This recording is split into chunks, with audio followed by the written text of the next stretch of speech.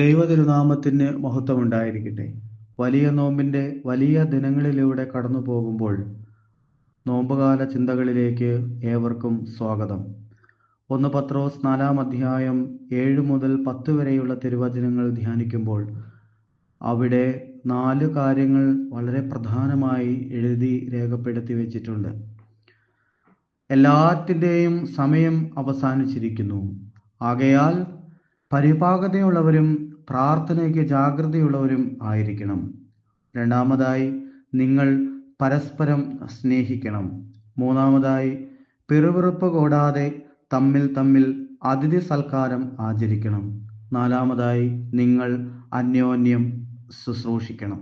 പ്രിയപ്പെട്ടവരെ, മനുഷ്യ ജീവിതത്തിൽ ഉണ്ടാകേണ്ട ഏറ്റവും മർമ്മപ്രധാനമായ 4 കാര്യങ്ങളാണ് ഇവിടെ ധ്യാനത്തിനായിട്ട് രേഖപ്പെടുത്തി വച്ചിരിക്കുന്നത്.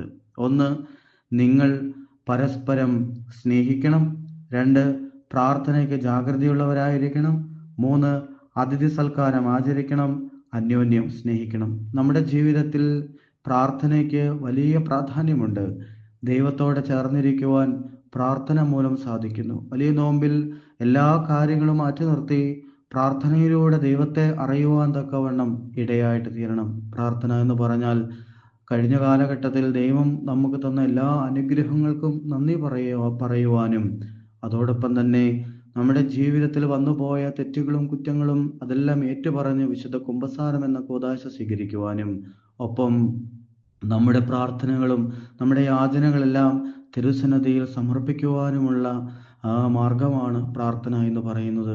നമുക്ക് പ്രാർത്ഥനയിലൂടെ സ്വർഗത്തെ സന്തോഷിപ്പിക്കാം, ദൈവത്തെ സന്തോഷിപ്പിക്കാം.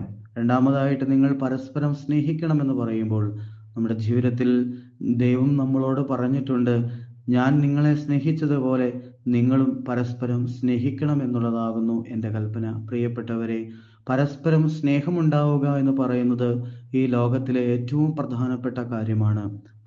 പരസ്പരം സ്നേഹിക്കുവാനുള്ള കൃപ നിങ്ങൾക്ക് ലഭിക്കട്ടെ എന്ന് പ്രാർത്ഥിക്കുന്നു. മൂന്നാമതായിട്ട്, ഈ വലിയ നോമ്പിൽ ഏറ്റവും പ്രധാനപ്പെട്ട കാര്യമാണ് പിറുപിറുപ്പ് കൂടാതെ തമ്മിൽ അതിഥി സൽക്കാരം ആചരിക്കണമെന്ന്. നമ്മുടെ ജീവിതത്തിൽ പരസ്പരം കഷ്ടപ്പെടുന്നവർക്ക്, വേദന അനുഭവിക്കുന്നവർക്ക്, ജീവിതത്തിൽ പ്രയാസങ്ങളും സങ്കടങ്ങളും അനുഭവിക്കുന്നവർക്ക് നമ്മളെ കൊണ്ട് ആവുന്നത് പോലെ അതിഥി സൽക്കാരം ചെയ്യാൻ, അതോടൊപ്പം തന്നെ നാലാമത് പറഞ്ഞ പരസ്പരം ശുശ്രൂഷിക്കണമെന്ന് പറഞ്ഞ കാര്യം കൂടെ നമുക്ക് ചെയ്യുവാൻ സാധിച്ചാൽ ഇതാണ് ജീവിതത്തിൻ്റെ ഏറ്റവും സന്തോഷകരമായ അനുഭവം എന്ന് നമുക്ക് മനസ്സിലാക്കുവാനായിട്ട് സാധിക്കും.